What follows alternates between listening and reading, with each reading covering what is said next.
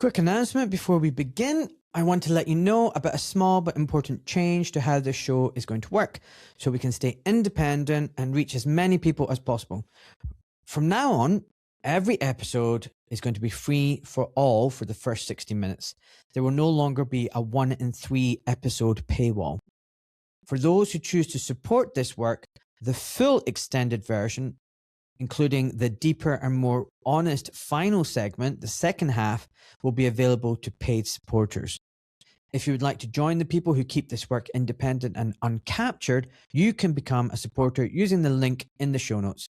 Thank you for being here. Now, let's get into the show.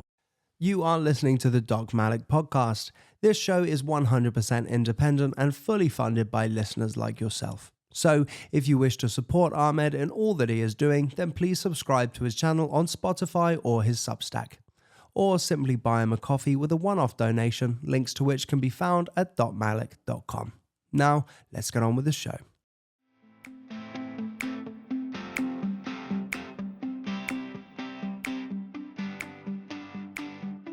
Anyway, first of all, why are you called 7 C's? That is an excellent question. I've actually had a lot of people ask me about that. Sorry for being predictable. Oh, no, you're good. It is one of those things, right, where it's like nobody really cared who I was till I put on the pseudonym. So it's basically my last name is Sees, S-E-E-S, something I've disclosed to people before, and I just like puns. So like the 7 C's of the, all the oceans and things like that. It started when I was like 19. I used it as like a gamer profile and stuff, and it just kind of carried forward from there. A lot of it, like not wanting to use my real name, it has to do with like, I know people on the internet feel extremely passionate about some of the positions that they have, and I might not sit right with those. And it seems like now more than ever that people are very quick to act like emotionally charged and react emotionally. And I just never want to like invite that sort of, ill will towards my family and stuff like that. Well, I don't either, mate. Yeah. But I also I don't want to run and hide, Yeah. And I don't know. I feel like there's a lot of anonymous accounts, and I feel like it's very easy to hide behind an anonymous account. When you're out there with your full name, it's like, here I am, have a go at me, like, Yeah. But I'm not saying anything against you, but interesting. So that was when you're 19. How old are you now? I am in my 30s. Just had a birthday a couple weeks ago, about a month ago, actually. Wow, time's flying. But yeah, early 30s. I feel like I've lived a lot in my like teenage years, early 20s, and now I'm just like, I just want to stay home and not like do anything crazy. I don't like go out and party or anything like that anymore.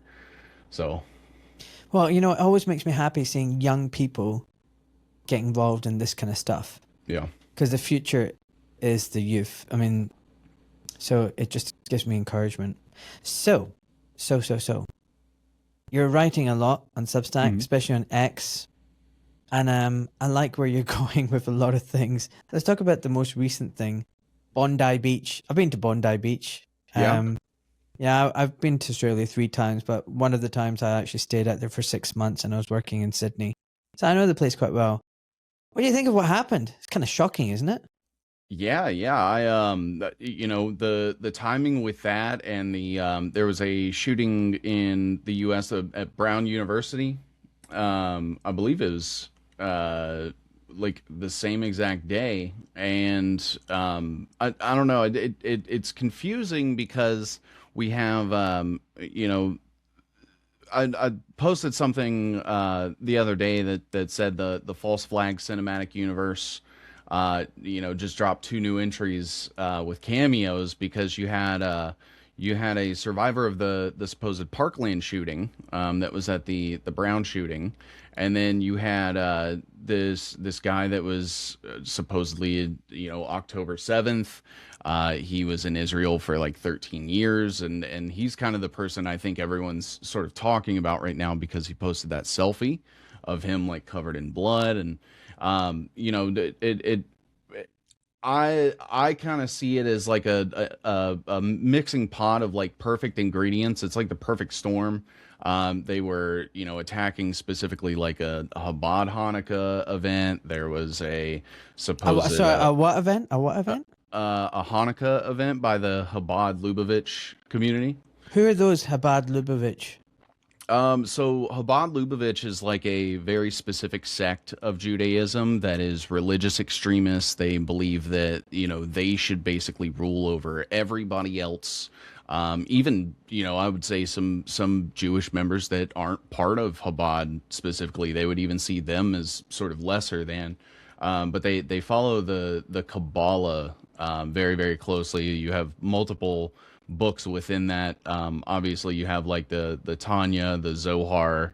You know, there's multiple books, and I'm by no means like an expert on the subject. I think it would probably take 20 years to kind of fully understand everything, but from the experts and things that I've talked to, is, you know, it's kind of their goal to bring about like a worldwide caste system, where they're kind of in charge, and they believe that using things like transhumanism, technocracy, deception, and things like that are totally acceptable ways to basically accomplish those goals.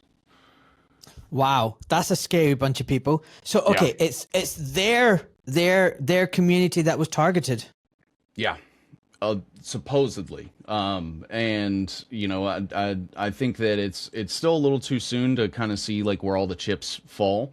But I'm starting to see things come out that, you know, people are questioning the actors involved, the authenticity of the event altogether. I think is, you know, important to never like sort of suspend your disbelief. You know, I'd always hearken back to like September 11th when it comes to what is outside the realm of possibility, in that like they were just willing to blow up, you know, 2 skyscrapers in the middle of downtown in broad daylight and kill 3,000 people. So anything else, you know, it's kind of on the table.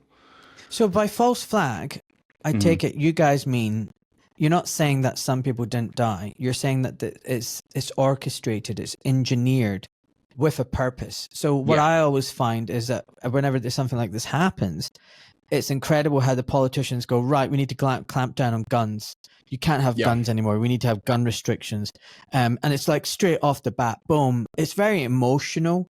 You can't question, you can't investigate and look into it. If you do, you're insensitive, you're hateful.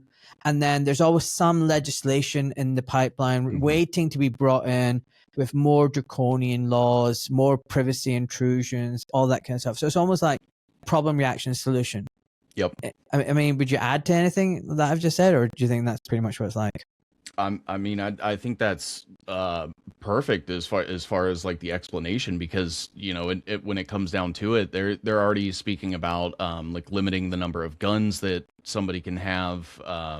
You know, the fact that it was like specifically targeted, you know, Jewish event, and the rise in supposed anti-Semitism that is obviously being used. It feels like that's what's kind of being used everywhere right now to kind of push the line and further militarize police and surveil more people and bring about like these draconian policies. And you know, so it just kind of seems like let's add another drop in the bucket, you know. I always think about these kind of things. Who benefits? Who benefits from this?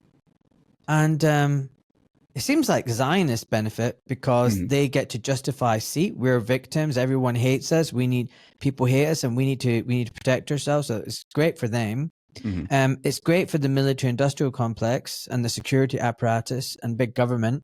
They get to say, oh, look, see, we need more laws, we need more for security, for your security, for our security. We need to clamp down on everybody. That's all. Yeah. They're the only people. Yeah, and you know, and that's kind of where I am hoping people will always sort of look, you know, like when it comes to things like this, or you know, we have like political infighting that happens constantly, and it all just seems to kind of benefit the military industrial complex to a degree, because while you have people like, for example, like over this whole Charlie Kirk thing, you know, you have Candace Owens and Erica Kirk. They're going to argue back and forth ad infinitum as long as people keep watching. While that's going on, you have, you know, people like Peter Thiel and entities like DARPA and things like that are building out this technocratic regime on behalf of, you know, the same people that are pushing the Zionist agenda. And, you know, people would much rather watch, you know, Candace and Erica than actually pay attention to the very real structures that are being built, you know, that are basically the bones of our future technological dystopia. Oh, I was looking at comments and it's like, it's so split. And I know Twitter sphere and the social media is not real life. And I feel like a lot of it is fabricated Indian accounts just flaming things. Yeah. But it's almost like, you know, oh, you know, the barbarians are in the gates and, oh, this is what happens when you have Muslims come into your country and we need to expel them all, kind of, you know, that kind of reaction to this is all false flag. This is just them doing what they normally do. It's like... Yeah, it's it feels like the same sentiments that we had during Bush's first term, Bush's first and second term, where it was, you know, it seems like everybody just wants to place all the blame on Muslims and Islam and sort of pit like Christianity and Islam against each other, just like they kind of, you know, I've seen that prophesized, whether that's attributed to Albert Pike or you know, their actual like Kabbalistic prophecy. I've spoken with a couple of people, and that you know, they seem to all be in agreement that's been the way that they've been operating for thousands of years. But you know, to each their own. And I don't know, it makes sense to me. It lines up, and you can point to multiple examples like throughout history, and it does seem to be that, you know, you have this very, very small sect of hyper Zionistic people that pretend to like represent all of Judaism, and you know, they just pit the East with Islam and Hinduism against the West, and they just get to sit in the middle and sort of mediate the whole thing. It almost seems like. Yeah, I think what you're talking about, I think I used to pronounce it Chabad Lubavitch. Am I getting it wrong? Is it Chabad Lubavitch? I've seen enough videos of them refer to themselves as they use that Chabad. Chabad. Yeah. Aren't they close to like Putin as well as Trump? Like, yeah, absolutely. They have connections with Donald Trump, Putin. Zelensky is very close with them as well. Javier Milei. You have you know, Zoran Mamdani just met with them recently.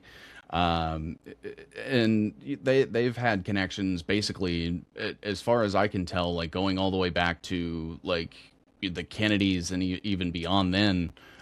You have pictures of like RFK's father, for example, chumming it up with them back when he was in office.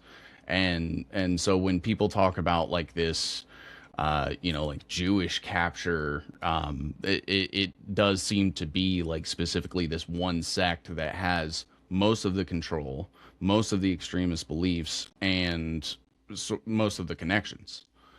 And it's this Chabad Lubavitch sect that, you know, Epstein was Chabad. You have Howard Lutnick that is Chabad. You have Ben Shapiro is as well. Really? Yeah. Oh, yeah. wow.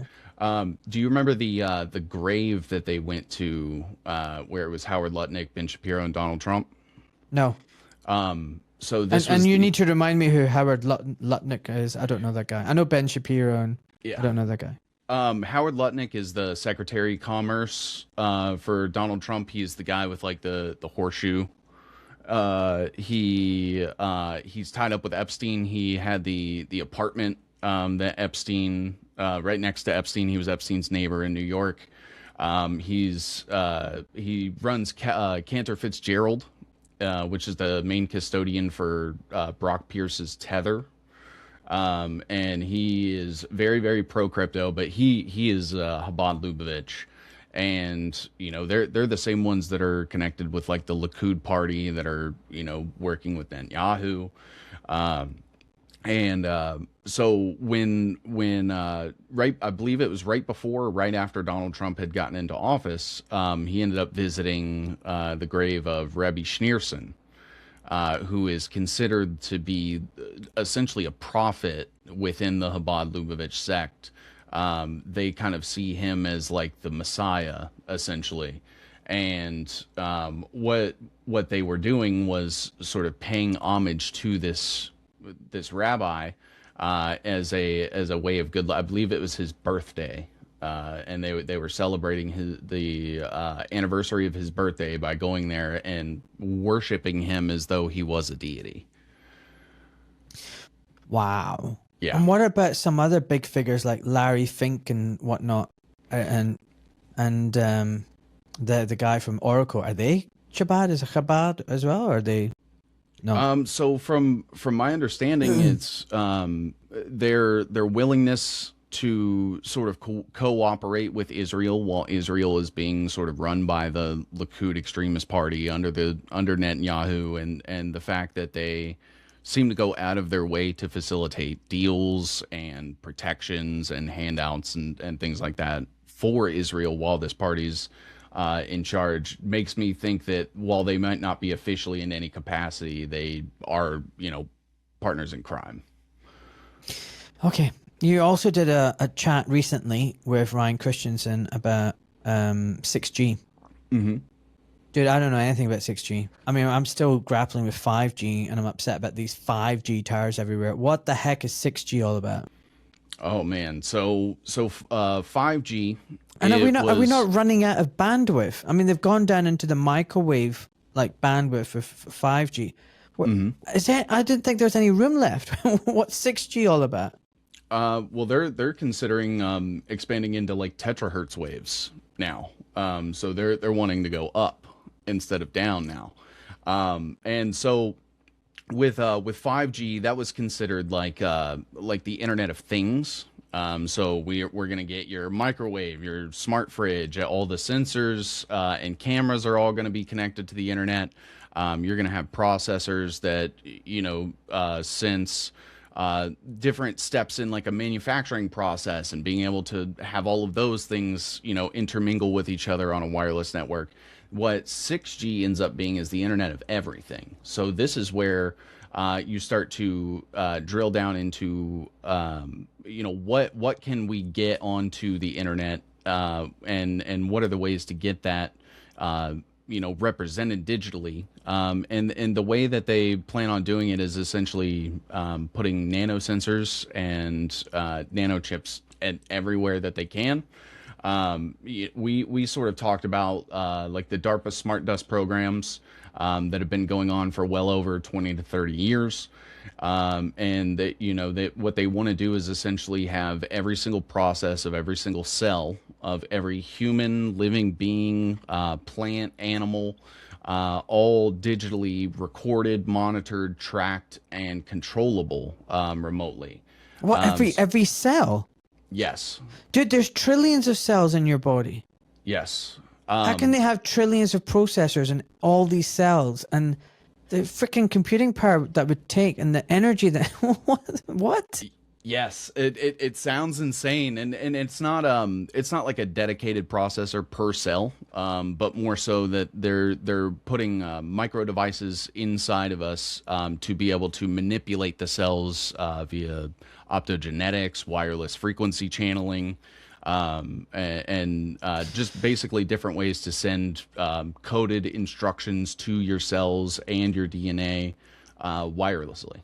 And there's white papers on these things. You can, MIT is actually, they just released a study where they can essentially change the way that a rat's brain can fire neurologically by just using graphene oxide and some wireless signals. Oh shit! So how are they going to get this stuff inside us? That is an interesting question. So there has been some independent investigators that have claimed that there is graphene oxide in things like the COVID vaccine. I think something that is a little more concerning, in my opinion, is that there are very serious patents out there for graphene oxide cloud seeding. They also talk about like putting graphene oxide in like carbon filters and things that we use to like filter water.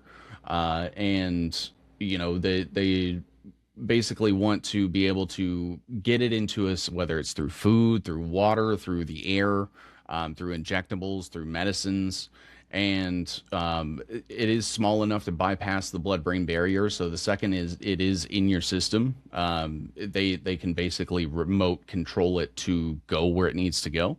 That was what a couple of the studies that me and Ryan talked about, where they are basically able to do that without having to like have a direct control over, like there's not some guy with a joystick or something like that like piloting the nanobot. But if they send like wireless instruction signals, that can basically program it to do what it needs to do, where it needs to go, its target, and everything like that. And like, what would these things do? Like, what were they programming these things to do? I mean, the thing is, it's just so boggling. It's just difficult to comprehend, if that makes sense. Like, Yeah. And the thing is, if they're cloud seeding these tiny little graphene oxide things, there must be billions and trillions of these tiny little things. They must be quite simple.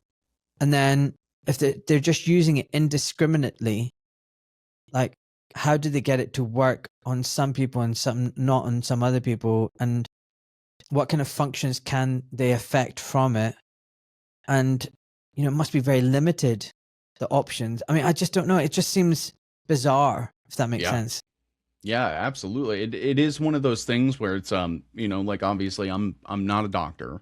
I'm not like a scientist by any means. So I kind of just have to take them at face value for a lot of their white papers and studies that they release.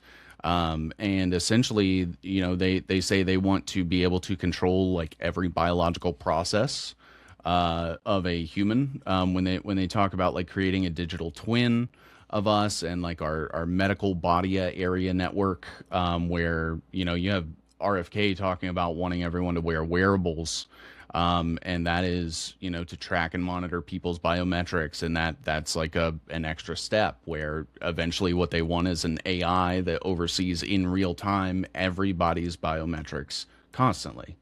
And 6G is sort of like the bedrock in the way that they're going to have the network and the bandwidth and everything like that available to them to be able to build that out and have that running in real time. Man, this is insane. I really hope it doesn't work. Me too. I hope it falls flat on its face. And what about the stuff that you've been talking about, like, AI and using instantaneous biometric information and like, targeting you, real-time geolocation? What did you even mean by that? I saw you write that and I just didn't understand. Yeah. So, when because I'm very staunch against people using AI. I believe that every time that you relent a little bit of your critical thinking, your researching, your opinions, your creativity to AI, it's very much akin to smoking, where you may not be able to see like the effects right now, but they are compounding over time and sort of doing damage to your brain. And there's studies on that, as MIT actually released a study regarding that one. And I think that when people sort of push back on that and say, well, it's just a tool. AI is just a tool. And the issue that I have with that is the AI that people are, that is publicly available to people that they're allowed to access. That's like a toy. That's not any sort of like serious military application or any sort of software that's ever going to be able to be used in a meaningful way to like fight the powers that be, because that seems to be, people are like, we could use Grok to fight Elon, and that's just not possible. That's not ever going to happen. So they've got their own super advanced AI 10-20 years ahead of ours. Oh, absolutely. Yeah, like when you consider like Palantir, for example, they're using, multi Monte Carlo clusters. Monte Carlo being like this casino style simulation that is used to kind of predict things. It's just doing things over and over and over again to get statistics, essentially. It's what BlackRock uses to run their Aladdin program. It's what Palantir uses to run their AI as well. And they're basically using these super sophisticated models that not only have you know uh, leaps and bounds levels of access to more information, but it's more sophisticated. It has been in the works a lot longer. It's been being trained a lot longer, and it has way more, obviously like capabilities than your average like Chat GPT or Grok. And so when they say, we could fight them with AI, to me, like our AI is a little bike on training wheels, and theirs is a rocket ship. Like it's not even a competition. I should really make a little noise, like a ding dong or something like that, to announce that this is going to be an advert. Listen, folks, are you feeling tired, sluggish, or low in energy? Do you have a medical diagnosis that you do not fully understand? Have you seen a doctor but left the appointment confused about what it means? Do you want a second opinion to explore different options? Are you struggling with insomnia, chronic illness, COPD, cancer, or recovering from a heart attack? Then, pick my brains. I'm Doc Malik, former consultant orthopedic surgeon turned independent health educator. In one-to-one consultations, I help you understand your condition, your disease, and the important questions to ask. I can guide you on what tests to consider, how to look for root causes, and how to explore alternative options to optimize your health and turn things around. These sessions are educational and empowering, not rushed like this little wee advert, not boxed in by system thinking and guidelines. If that sounds helpful, visit my website, docmalik.com, and book a consultation today. Take control, gain clarity, and start turning your health in a better direction. Okay, folks, thanks for listening. Back to the show. Do you think they're using AI to like bring along this kind of technocratic state, universal, one world government? Are they actually actively using AI against us, mapping and gaming everything out and I believe using so. its suggestions? And that's why they're always just one step ahead. Also using it to behaviorally control us and know what works and what doesn't work. I absolutely believe so. I look at during the 2016 elections, both here and in the UK. There was a.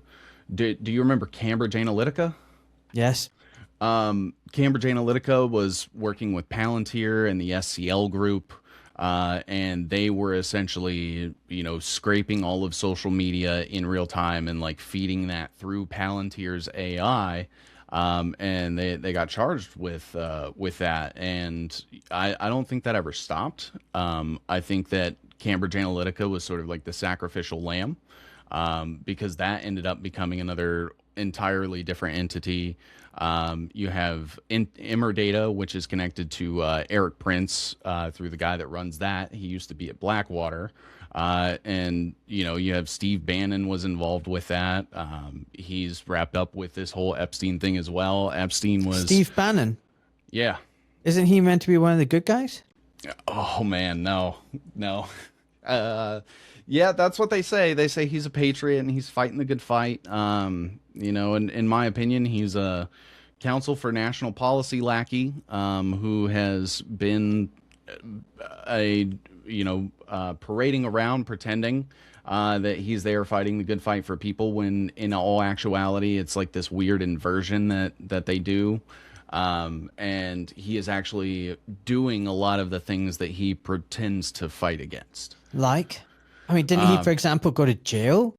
Wasn't he, or was that just fake ass persecution to give him credibility? Absolutely. Yeah, it was the fake persecution. You saw, something very similar with like Mike Flynn.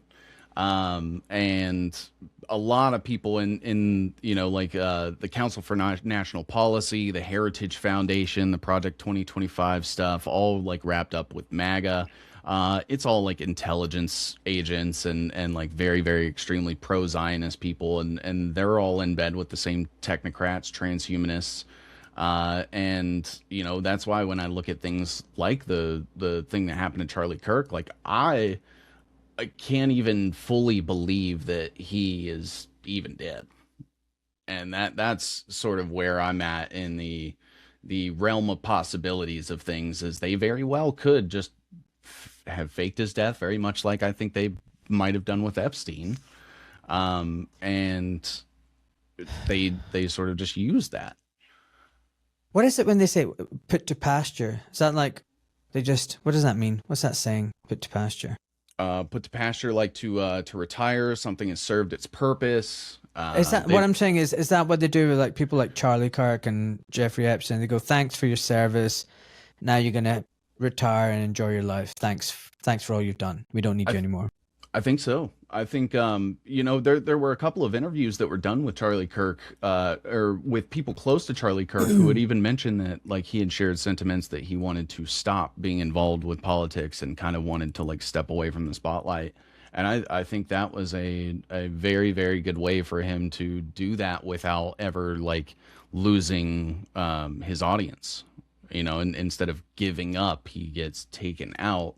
And then Erica just gets to kind of come in and, you know, take over and push everything into like this pro-Zionist Christian movement that she's doing. Erica is bizarre. Oh, yeah. Dude, if I died and my wife was out on stage acting like her, man, I'd be like turning in my grave. I'd be like, what the yeah. Book deals and his funeral, like that whole thing just felt like a giant political event, and that to me makes me feel like it's not really taken serious. Like I don't think there was an official funeral as far as I'm aware. They just had that memorial event. You know, the whole casket thing, like her video of her like crying over his casket with those, in my opinion, were seemingly like rubber looking hands that weren't proportionate to his original hand size or anything, and we never saw a face with that. And then yeah. On top of like the crazy, you know, ever constantly changing like FBI narrative, you know, we have that magical bullet that we got with JFK, so that's coming back around as well. And I don't know, in my opinion, it's at the very least you can't trust what the government is telling you. It's also the same with what do you call it, the Trump assassination. I mean, it's so fake ass. It's unbelievable. What happened to the shooter? What happened to his funeral? What happened to his family? Why is anybody talking about it? And if I was Trump, I'd still be talking about it today. I'd be like, oh my God, I dodged that bullet. Like I would I'd be freaking going on about it all the time. And it's just like, yeah, brushed under the carpet, over and done with. My ear is healed. I mean, the whole thing was just a stage. It was acting. You know, the fake, you know, security guard, Secret Service, like trying to bundle him away, but he's pumping in the air multiple times. The flag is lowered down. The camera people can approach the stage and take the picture. I mean, like, they shouldn't have had access to it. I mean, to me, it was fake ass. Yeah. And to me, it's like, why can't anybody else see this? Yeah. Like, is it like, what's wrong with us? Are you and I just fracking crazy people? Like, why are so many millions of people falling for this shit? It honestly, I rack my brain all the time, and I think the only conclusion that I can kind of come to is that the general populace, trying to convince them that every facet of their life, from like major corporations, are just propped up by the military industrial complex.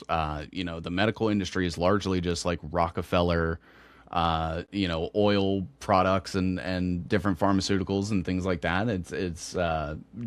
I would consider like human experimentation to a degree for profit. You have the education system, also Rockefeller. You have, and you go through all of these things, and it's like you start to slowly come to understand that everything around you is been essentially a giant fabrication, or you know, very sophisticated marketing. Just say it's a lie. Everything we've been taught, everything we know is a lie. Yeah. History, education, health, government, media, news, you name it. Everything's a lie. Yeah. That's kind of scary. It is. It is. And it's difficult too, because, you know, you think there is a system in this world. There is a sense of justice. You know, there's fair and balanced, and people can all, you know, like capitalism works, and you know, different things like this. And then you come to find out that, you know, every single thing, like even major events and cultural traditions and things that created nations, you know, you go all the way back and you realize that, you know, the same Sabbatean, Frankists, and Kabbalists that were pushing the French Revolution helped to instigate the American Revolution. And, you know, you start to understand these things, and then people are like, wait, so the American Revolution story that I've always been told about, like these free independent patriots, and it's this emotional attachment, I think, to the things that they were told when they were younger. You know, I think they indoctrinate people with their country's history through the government for a very specific reason, to endear them to it, to teach them this false binary. And essentially, if you can capture them while they're young, they'll never let go.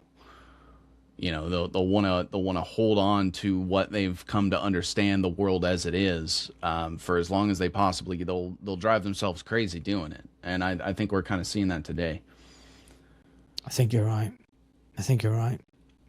Okay, let's move on a little bit. The tech guys, technocracy. What's happening? What's the latest? So the latest is that we have. I'm sure your audience is probably familiar with like Polymarket and Kalshi. They are starting to. No. Polymarket. No? Polymarket. So there's a couple of platforms. They're basically called like predictability markets. At the end of the day, it is just gambling. So you are essentially going onto like an app or website, and you can place bets on different things that people have submitted as to what has happened. I don't endorse them. I think that it is an excellent way to lose your money.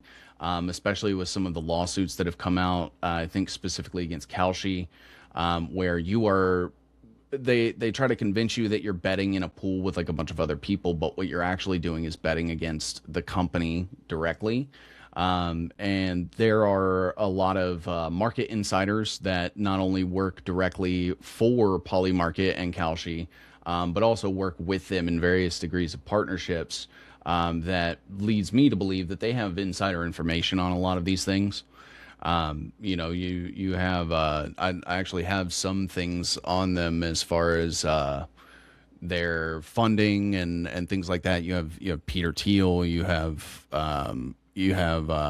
Brock Pierce is another one as well. I actually have a web for this if you'd like for me to share my screen. Do it, buddy. All right. Let's see here.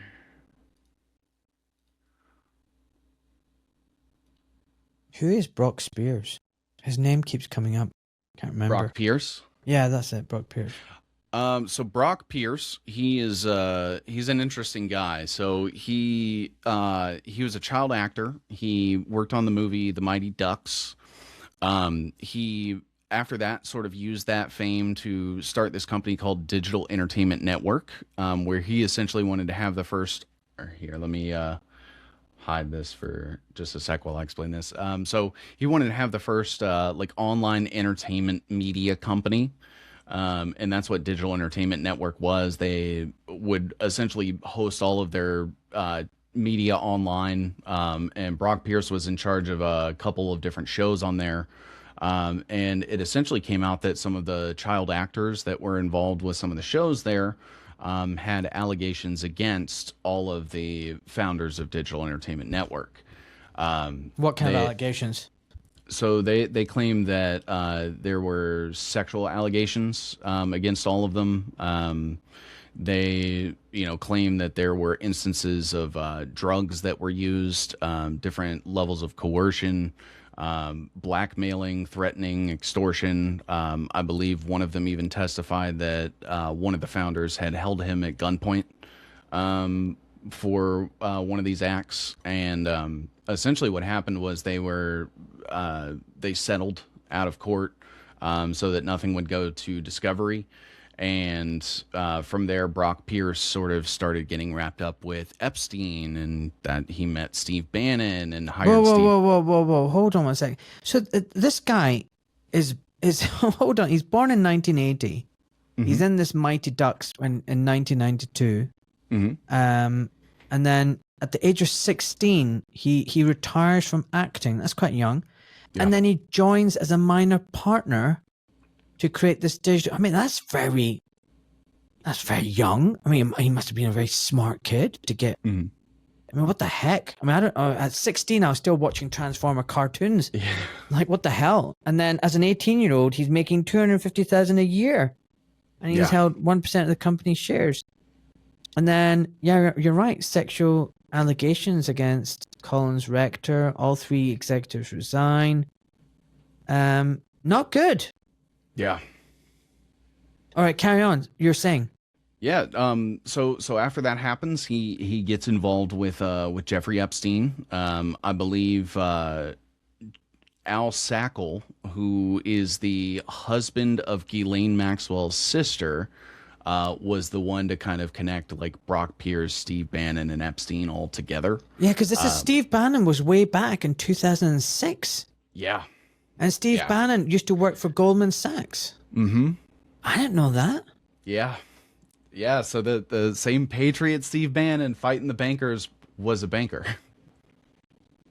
Wow. And they're all involved in blockchain and everything and Bitcoin. I mean, I don't know about you. I for a tiny bit of time, initially when I heard about Bitcoin, I was very skeptical. I thought this doesn't make sense. Then I was like, okay, maybe it is a freedom thing. All these people are talking about, all these good people are talking about it. And then I kind of thought, actually, no, this is a trap.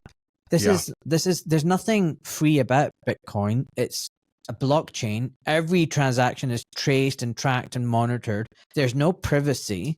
It relies on energy and digital thing to work.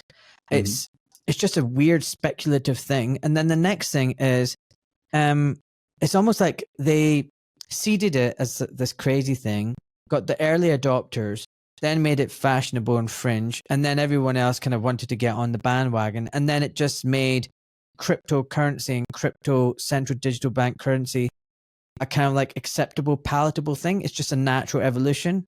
Does that make sense? Yeah. Absolutely. And you know, it kind of followed that same path that this whole like fake persecution, you know, fake lawfare thing where, you know, at first the government was like, hey, don't use this. Don't pay attention to this. This is for like criminals and stuff. And that allures you and you're like, ooh, what is this? What does the government not want me to pay attention to? You know, just like with Donald Trump and the MAGA movement was, oh, they don't want to give him a platform. Why? Nick Fuentes is another example. And you know, it endears you to it. And then by the time enough people are latched onto it, they can flip the switch immediately and turn that thing into the mainstream. Just like with, you know, Donald Trump, just like with Bitcoin, just like with Fuentes, just like with all of these other things that we're seeing here. And I mean, Fuente was recently on Piers Morgan or Tucker, I can't remember which one. And, you know, he was like giving Zionism a free pass. He was like, well, you know, if I was like them, we're strong with them. You know, you want to be like America first, and they're just like want to be Israel first. So, you know, we should be more like them. It's like, what the what? Like, what the what? And then he was like, oh, we need to support Trump, and that's why I support Trump. And then it was like, da-da. You know, that's what it's all about. It's all about stay in the matrix. Keep voting for your next savior. Vote harder, vote better, vote next time, and you know, you might just get the government you want and free yourself. Keep you stuck in the matrix. When actually that voting, we're never going to vote ourselves out of tyranny. It's all a uniparty system. They want us at the casino table, gambling away. And every single time we want to get away and walk away, they come and bring some hot chick, some drinks, maybe even give you some free chips. Keep gambling. They want you to stay at that casino table. They don't want you walking out. And And that's what Nick Fuentes is. Nick Fuentes is like that hot chick that's come along and with a deep cleavage and is like, please don't leave. Just stay a little bit longer. And it's all a fracking trap. Absolutely. Yeah, and it's. By the way, you feel free to disagree with me. No, I completely agree. I actually posted something recently where I said, look, I can't prove that he's a Fed by any means, but there are like 12 or 13 red flags that I sort of came across. With that like, many? Yeah. Like, with people.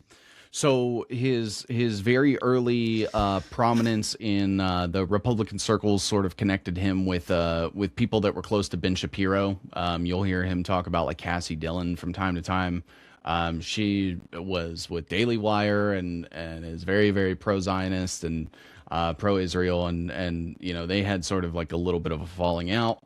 And you know, he sort of made it this point to have a contention with Ben Shapiro a lot, where Ben Shapiro played into it a lot. And I think that sort of built this narrative of, you know, you have this kid, he's kind of a troublemaker, you know, he's given this like well-established person a run for their money. And, you know, he also did the same exact things with Charlie Kirk. You're seeing it now, like where he's arguing between like Candace Owens, like that whole thing that he's doing with the Candace Tucker stuff. That's the exact same stuff he was doing with Ben Shapiro and Charlie Kirk, and this fake back and forth. You have the I'm not sure if you've heard of Catboy Ranch. This was sort of like a Discord that he was running that had like trans furry people in it, people that he would say that you know, we're going to all have a compound and we're going to have like furry cat boys that serve us like drinks and food. Yeah. And it's really, really weird stuff. And there was an entire Discord where there were people with it. He has streams with this guy from it that had cat ears. I'm not sure if you've ever seen clips from that, but that's where that guy comes from. That, you know, mixed with the whole like him never having a girlfriend thing and being very close with this streamer named Destiny, and Milo, who is also gay, self-admittedly. Apparently he is not anymore. But you know, it's these different people and having dinner with Trump at the White House and being very close with like Kanye West, who's I'm convinced is another, you know, very, very bad actor. And you just start to get all these things. So hold on a second. Kanye West? Yeah. Is a bad actor. I believe so, yeah. Why are you saying that? I think that he is sort of elevated in like the music industry and the entertainment industry, especially these days. I do like some of his songs, but I think that basically everybody in the entertainment industry is sort of allowed to be successful and famous to a varying degree for one purpose or another, much like with like politicians and podcasters and actors and things like that. Okay. So you think his speaking out about Zionism and everything, again, all just to stir up? Oh, I think he may have been like not aware of the fact, like he could very well be like a useful idiot, in the sense that he was essentially propagating like a caricature of anti-Semitism, and you know, that was what everyone would look at when they would, you know, kind of think like anti-Zionist movement, whatever that looks like anti-tyranny, anti-banking, pharma, whatever sort of thing that he was like promulgating as this like all-encompassing thing. I think that it was very shallow hatred that could then be weaponized by the government to say like, look, you know, you have this super famous guy, he's saying all these anti-Semitic things, he's saying things that are wrong, like factually wrong. And I think that sort of creates the sentiment of, you know, we can use that to then weaponize the police state and the military and censorship. So on and so forth. Because all this, I mean, I thought it was very amateur and very stupid as well. I mean, it's just It was just playing into their hands. Yeah. So while we were on the topic of rappers, what do you think of 50 Cent's documentary, The Reckoning on P. Diddy? You think that's all part of an act as well? I will be honest, I haven't seen it. I do know that 50 Cent and P. Diddy allegedly do not like each other because of P. Diddy's involvement with one of 50 Cent's, I believe it's the mother of one of his kids. And I think there very well could be, genuine hatred between the two. I do think that there is probably a varying degree to truth to most of what he's saying. But I still also see it as one of those things like, hey, look over here at all these weird things that P. Diddy were doing, and don't pay attention to the fact that we're putting flock cameras everywhere and the fact that we're, launching 6G and things like that. So I just sort of see it as something, to that degree. Bread and circus. Yeah. So, I mean, another thing that I thought was, it's amazing that why would Netflix air such a thing, and then why is it taking so long to get this stuff out? I don't know. I need to watch it.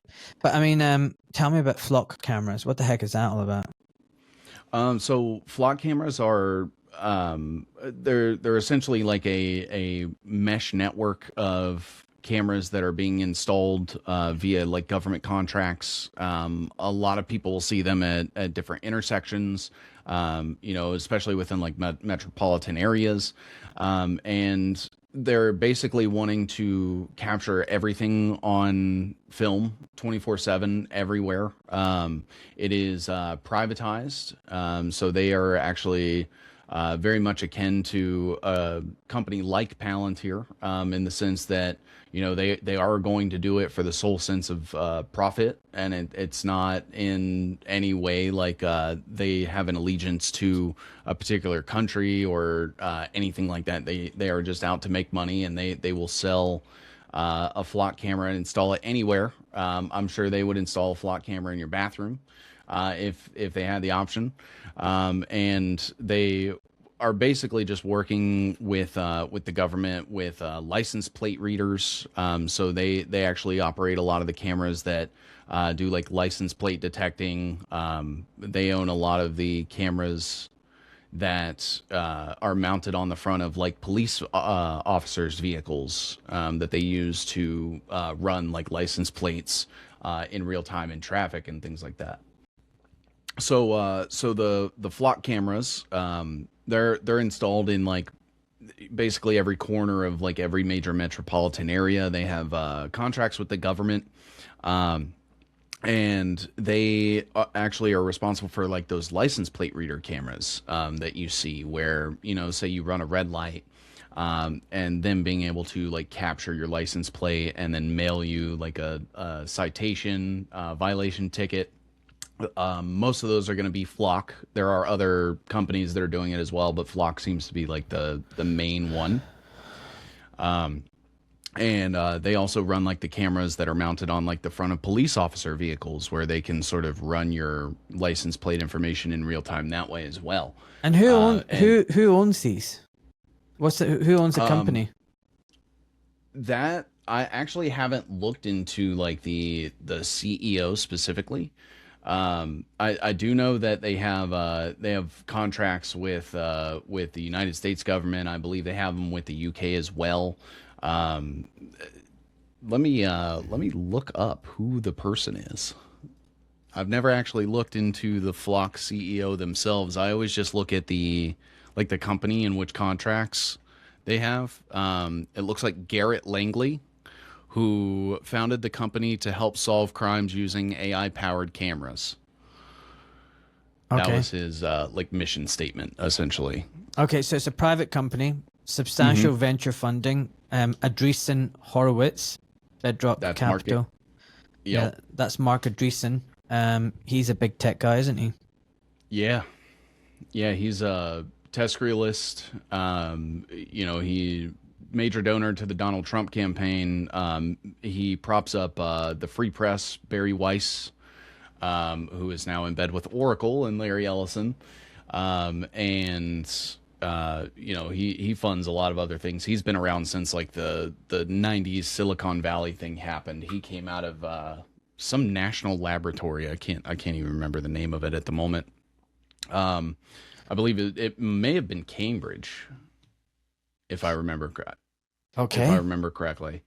But yeah, Mark Andreessen. I believe there's tons of other funding as well, coming from people like Founders Fund, which is Peter Thiel. You have I'm assuming Kleiner Perkins is on that funding list as well. BlackRock, A16Z, Sequoia Capital is probably on the list of financiers as well. Okay. Where do we even begin? I'm still reeling from the fact that Steve Bannon is not who we apparently is one of them. Oh yeah. Yeah. If you remember, he actually was supposed to be like filming some sort of documentary with Epstein, and had like 15 to 16 hours of footage, and that never got released in any capacity as far as I'm aware. But that's what he was sort of using to explain like the different times that he was seen with Epstein. And when I think of like the Brock Pierce thing, the Howard Lutnick thing, the Maxwell thing, all like being sort of around Steve Bannon, and then you bring in the Council for National Policy stuff. That's where I just start to say, okay, so really all of this stuff is left from Donald Trump to Epstein to like Mike Flynn, Eric Prince and Blackwater, going back to like Alvin Krongard in 9/11, and Alex and Brown and Sons and In-Q-Tel, that's all connected as well. The Cambridge Analytica and Palantir thing is connected. You have this company called Apollo Global Management is connected as well. Is that what you created with your web? I mean, you were going to share it and then you put it away. Oh yeah. Sorry, that was I was bringing up the Poly Market funding, and that's like one example that we could use here. I'll bring that back up really quickly. If you want to hear the rest of this conversation and join our private supporter community, the link is in the show notes. Remember, folks, your support keeps this work free, independent and alive, simply for the cost of one coffee a month. All right, folks, thank you so much.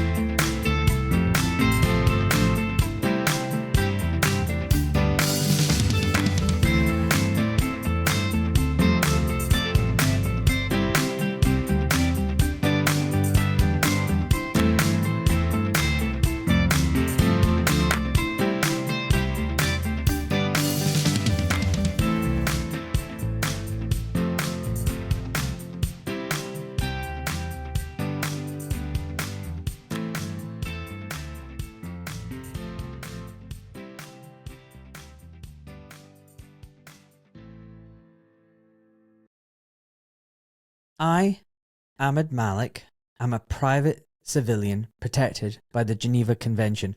My Substack, social media posts and podcasts are my personal experiences, observations and opinions. This information is for educational purposes only. Although I am a doctor, I am not your doctor, and I am not providing medical or legal advice to you or to the wider public. I am not licensed or registered with the GMC or any other licensing board. The responsibility for the interpretation, due diligence, and use of the information from my Substack and my podcast lies with you, the viewer and/or listener. Please do your research and use your discernment. It is not my intention to harass, intimidate, offend, defame, conspire, blackmail, coerce, or cause anxiety, alarm, or distress to any man or woman, and the information presented here is done so with peaceful and honourable intentions. Enjoy, folks.